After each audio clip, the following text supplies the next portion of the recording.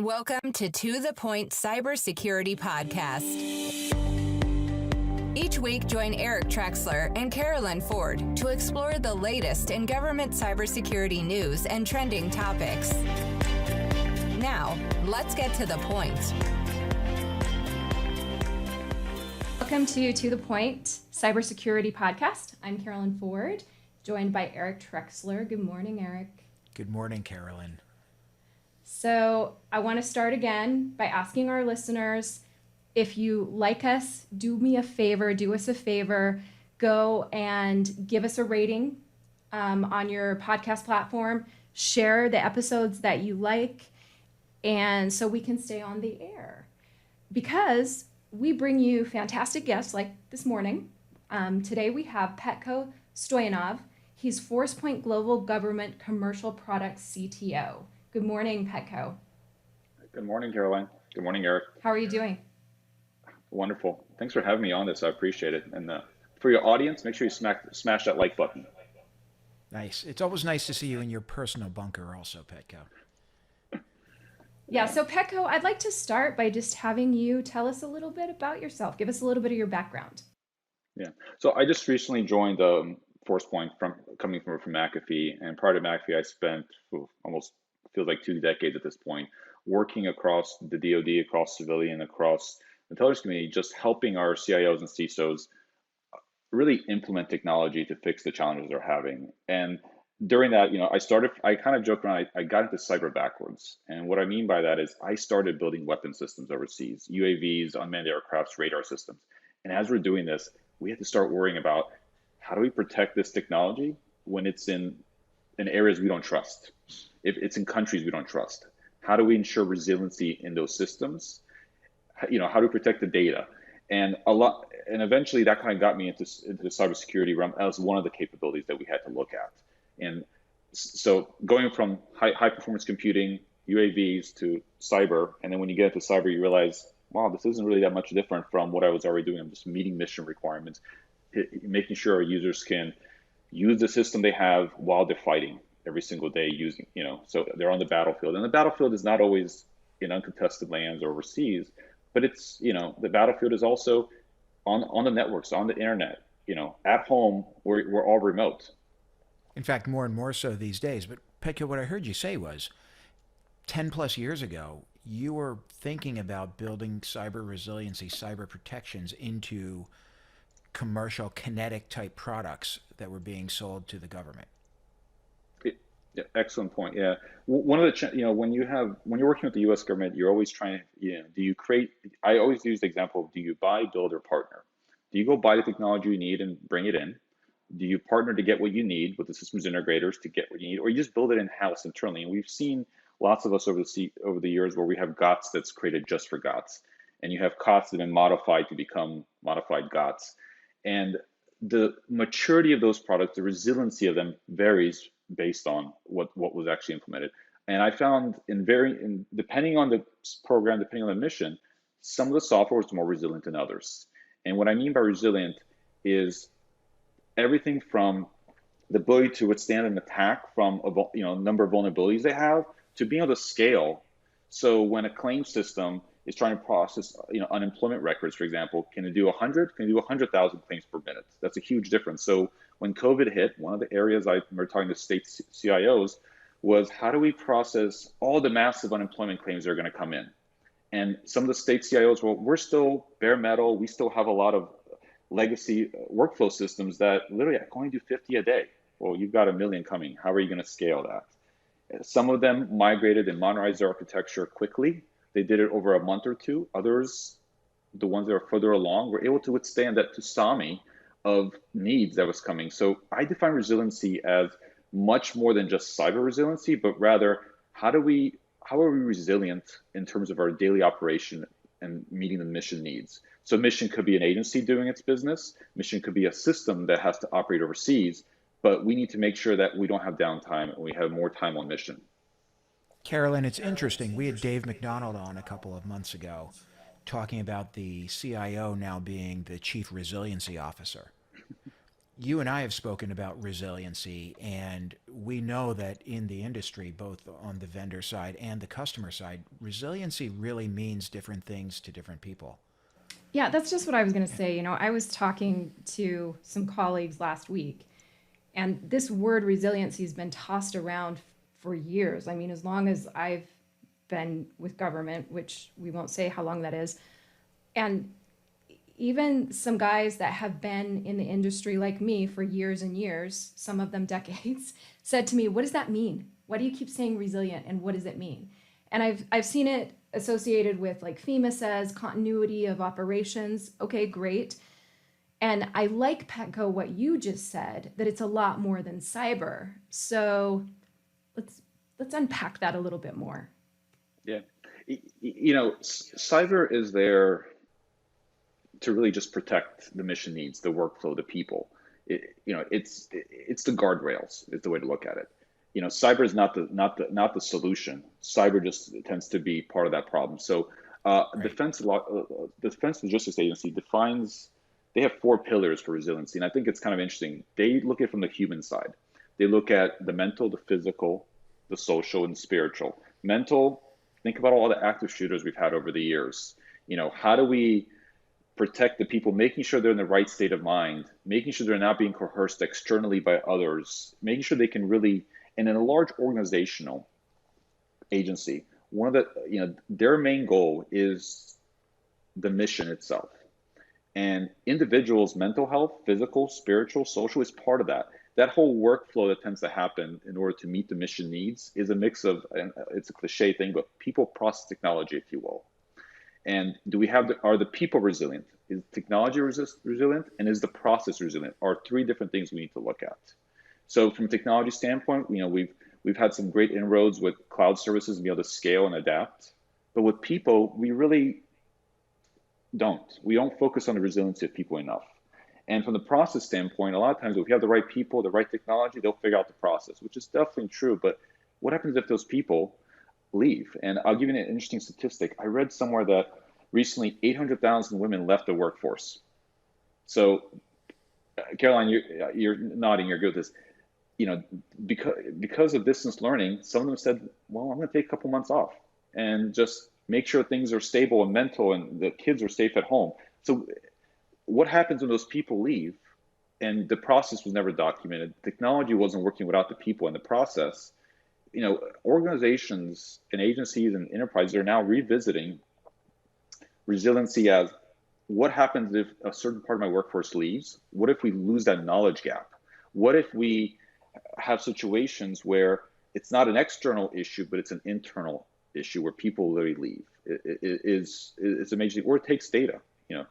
So do we define resiliency as really the ability for the business to continue the mission? Yeah, spot on, Eric. Because it And could we've be got to, internal factors or external factors, is what you're saying, that really impact our ability to continue mission. yeah. And what I love about resiliency is it's much more than just government focused. We've seen a lot of government agencies and a lot of even enterprise adopt zero trust. And I think zero trust is definitely big because now we have to figure out how to grant them access from home to their data. But resiliency, I think, is going to be the next thing they start looking at. Is what happens when we've enabled them access to their data, but now we're realizing those people are no longer there like we used to have. We have to constantly adapt. And that resiliency, I think, is going to be a big thing next year as a focus for the US government and also smaller enterprises globally, because they realize zero trust is a technology solution. We don't solve the people and the process solution. Yeah, I And we almost hear just when I talk to customers, it's almost like lily pads, Carolyn. We leapfrog from one to another, right? So it's SASE or it's Zero Trust or ZTNA or Next Gen Firewall if you want to go back, or sandboxing. And resiliency is one of those topics that machine learning and AI in there also, right? But resiliency Yeah. is one of those concepts that's ill-defined, and it keeps coming up, and it's a buzzword of the day. But I don't know, Carolyn, what would you do if you were a CIO and your boss came to you and said, I want to ensure resiliency across this business? Where do you start? I get it, people, well, process, technology, but where do you start? so I'm going to go back to our episode with General McChrystal a couple of weeks ago. He talked about resiliency, and he talked about it as far as information goes. And it fits right into what you said, Petco, about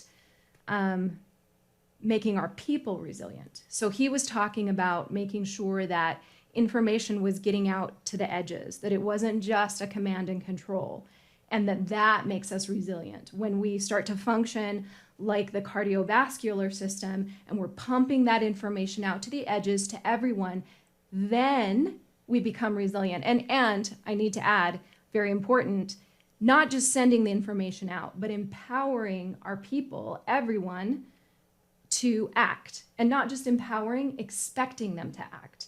And that kind of goes to the personal that you were just talking about, Petco. I like where you're going with that, Carolyn. I really do. Carolyn, I definitely 100% agree. It's about the data. It's about the information. And it reminds me early on, and right when COVID hit, and I remember talking to certain customers in certain departments that would be, I'm not going to name, but one of the challenges they had is they sent everyone home. They didn't have laptops. How do you get them access to the data if they don't have company agency laptops? Do you expect them to use their personal devices? Well, then what happens is that personal device, let's say a cell phone, become in scope for any future investigations. That become a target now. Or in the case of some others who had laptops, they went home, and a lot of governments, agencies have built these castle and moats where we built lots of security in it. And then what happens when all the furniture leaves that building or all the furniture leaves the castle? And you still have to protect the furniture. Your moat's not there. You don't. So what do you don't? And what ends up happening then is like, oh, let's get more VPNs. Well, that's just the old way of looking at it. Let's bring all the data back in. I remember talking to a CIO who literally said, I need 500,000 VPNs. I only have enough for 10% of my population. And I'm like, wow, only 10% of your people can even log in and do work. Yeah, that's a problem. Well, if they have systems. Yeah, if and they have systems. What about the systems? Okay, let's say they don't even use their home devices to connect. They're using their work devices, and their 4-year-old's working on their work device. Yeah. I mean, that just opens up a whole new can of worms, right? Yeah. We back to resiliency, we've got to look at it more of a holistic. Some of the areas that I've seen, like some of the tech companies like Google and others, they start looking at individuals. If the people are happy, if the people are able to work and function, they'll be able to support the mission. And I think that's extremely important. One of the other ones I thought was interesting is, meaning they'll find ways. They'll find ways to be productive. They'll find ways as long as they're incentivized. And part of it is that mission, that need, that mental, physical focus to say, let's get this done on the mission side. But they'll find ways that we all know that security will get thrown out the window, right? If they need to complete the mission, security loses. Oh, that's a multi-level problem. And we know for a fact that tons of shadow IT has happened. I remember talking to certain individuals who they didn't have laptops at home, literally. There was no resources on certain networks on the low side. And what do? They use Zoom, they use Slack, they use Facebook just to get it out to the workforce. I mean, can you imagine a general saying, I need you to go talk to your employees? I don't know how. They don't have I call their cell phone. I can talk to them, but how do I get them emails and data? Oh, send it to their personal Gmail. Is that the right thing? Or let's set up a separate Zoom. Let's set up a Facebook or the Slack channel just to put the data out. So all of a sudden you have all these little buckets of information everywhere, thousands of them, where it's almost like a shadow IT problem, and all that data was being uploaded because certain folks were trying just to do work, trying to be productive. Trying to get the mission done. So yeah. Petco, let me ask you a question, and I know you've got a deep background in the government and defense and IC where mission trumps everything. But you said people, process, and technology when we're talking resiliency. Mm-hmm. It reminds me, I think that's from ITIL back in the day, right? Okay, so I'm going to ask you a question here. If we have the right people, if we fundamentally start with the right people, does that allow them to employ the right process and technology to accomplish the mission? Right? Because you could have all the technology in the world, but if you don't have the right people who can adapt and overcome, going back to General McChrystal, Carolyn, does it matter? I mean, are people, and this is really the question, are people the most critical piece? Are they the fundamental underpinning to resiliency? I think they're the most adaptable because without people, we don't have the right process, we don't have the right technology. Which I think can't I heard adapt, right? yeah, On its own, it can't adapt. I heard on an earlier web podcast you had, there's a war on talent out there. There's a Yeah. war of making sure we can get the right people, not just any people. And if you have the right people, they can figure out the process, they'll implement the right technology. But the key is making sure the people are able to give that feedback loop to that process. Because how many times in a large organization, you're like, well, this is the process. We've been doing this for 50 years like this. Well, that's the first problem. You've been doing it too long. You have to change.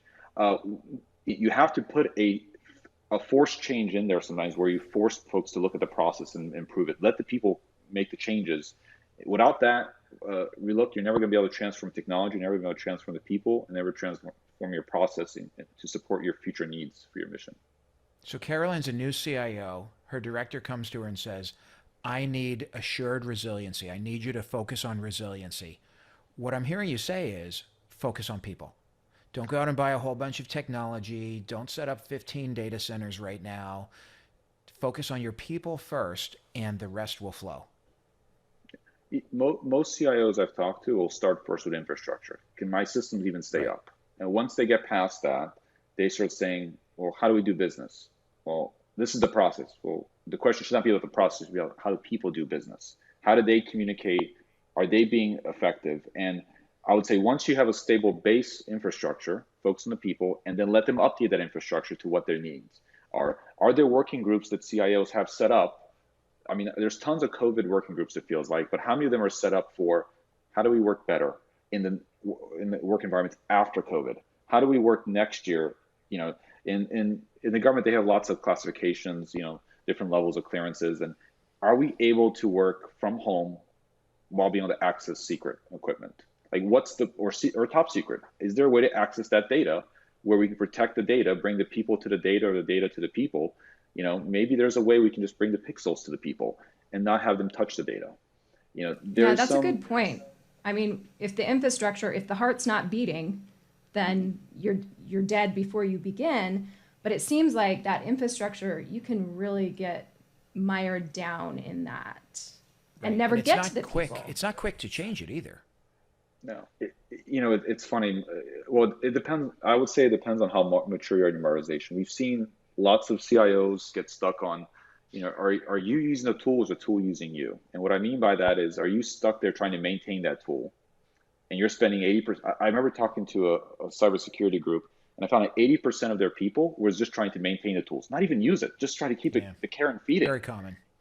It's a common thing, but that's why I keep saying you need some base infrastructure for communication. I didn't say all infrastructure, I just said communication. And once we do that, we've got to find a way for the people to do what they need to do. And I think we're seeing that with, in the federal civilian space, we've seen them communicate over Office 365 very effectively, and others. In certain other elements, they're rethinking how do I protect the data when it's outside the SCIF, outside the base. I think we're going to start looking at resiliency as, not just the people, the process, technology, but rather how do we enable the next level where it's distributed computing, distributed remote work. And I think that's going to make us really resilient long term. Okay. I think that's a really good point, what you just said. You didn't say all the infrastructure, which is what I heard.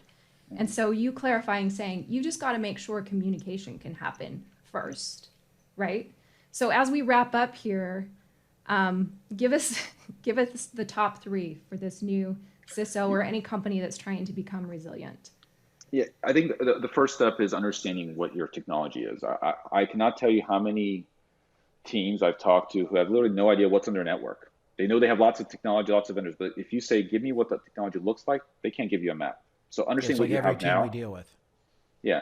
The second is, how do your people influence that? My background is system engineering, so I have a habit of looking at things at a holistic standpoint. And everyone's a stakeholder. The people are the stakeholder, the system's a stakeholder, even vendors are stakeholders in this. Because you'd be amazed if we partnered with vendors and shared what our challenges are. I think they're more open to supporting that mission and giving, aligning your expectations with them. Sometimes we tend to keep, as a CIOs, we tend to keep technology vendors outside, so systems integrators outside, and just try to solve it internally. But I think there needs to be a holistic working group or just openness to, here's the challenges we're having, how do we do X? And so once it's we know, amazing. It's so hard to get what problem are you trying to solve? Like Right. it is so difficult to get that out of a customer or a prospect. So if we know we have now from a technology standpoint, and we figure out how people are using that technology, we can easily figure out the process and update it afterwards. And there's behavioral tools out there that actually can identify what people are doing, how they're doing it, what order they're doing it, when they're working, how many emails they're sending, who's getting those emails, who's getting them externally from your agency, what communication paths are important there. And you can truly find not just shadow IT, but rather, the supply chain shadow IT. I call it supply chain shadow that happens, and all those other things. Because you'd be amazed how much collaboration happens outside government systems and comes back in. And it's not just Okay, shadow so IT. Sometimes it's friction, Yeah. right? It's just a non-optimized work stream or something like that. Yeah, and if they find more of that, imagine how if the CISO and the CIO now can understand what their employees need to do business. Because the CIO's job is an enabler for the mission and for the employees. The CISO's job is really there to protect the data and and a lot of times do compliance and implement other systems. You know, So whose but you job is started with resiliency? yeah, but you started with the human side of it being resiliency. So if it's not the CISO that's protecting the human part of it or nurturing the human part of it, those four pillars that you talked about, whose pillars are those? yeah, it's in technology. I think it's the CIO really ultimately kind of owns the mission. And when you look at Okay. the mission of the agency, you have to say, what do I need to accomplish that mission? And it's not always focused on that individual, or it's focused. CIOs tend to get stuck in technology, as we all know. I mean, the care and feeding, maintaining it, and then they're trying to align to the mission needs. But I would say the CIO ultimately owns the information that is owned by the individuals and to accomplish the mission. While the To support the CISO, mission, yes. yeah, the CISO is a stakeholder in ensuring that the right security is wrapped around that information communication infrastructure that we talked about earlier and getting the mission done. Yeah. All right, so we've got your top three were first catalog your technology, understand what you have. Then let's see, you said understand how your people are using it, and then update processes. And that's really hard in government, right? Because we like to do things the way we've always done things. I mean, in general, human nature. But government, we really like our processes. So updating those processes has got to be hard. Well, not if you have the right people, I would argue. Good point. Right? If you have people who can think out of the box. I mean, look at how General McChrystal and team of teams took great people and changed the way they went to battle, right? The way they ran operations. You can do the same thing whether you're running a school and need to get laptops out and internet connectivity because of COVID hit, whether you're a government operation, whatever it may be. If you have the right people, again, I'm going to go back to the people side, they can think about and overcome these challenges. Eric, Yeah. I'll sum it up with this. I mean, you have Sun Tzu wrote The Art of War, and he gets usually quoted for know thy enemy. As a lot of government agencies, we tend to focus so much on what's happening outside the agency, but how many of them actually look inside the agency? And the full quote from Sun Tzu is really about know thy enemy and know thyself. And we tend to forget the know thyself.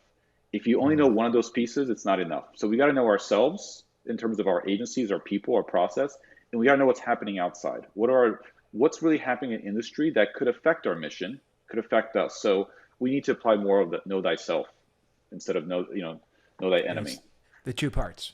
Yep. Absolutely. Yeah, and the know thyself, man, that's hard, right? We don't want to admit, all the flaws and then make those changes, but so important. So, Caroline Petco, question I have for you as we wrap up here is, how do you define resiliency in your personal lives? Go ahead, Petco.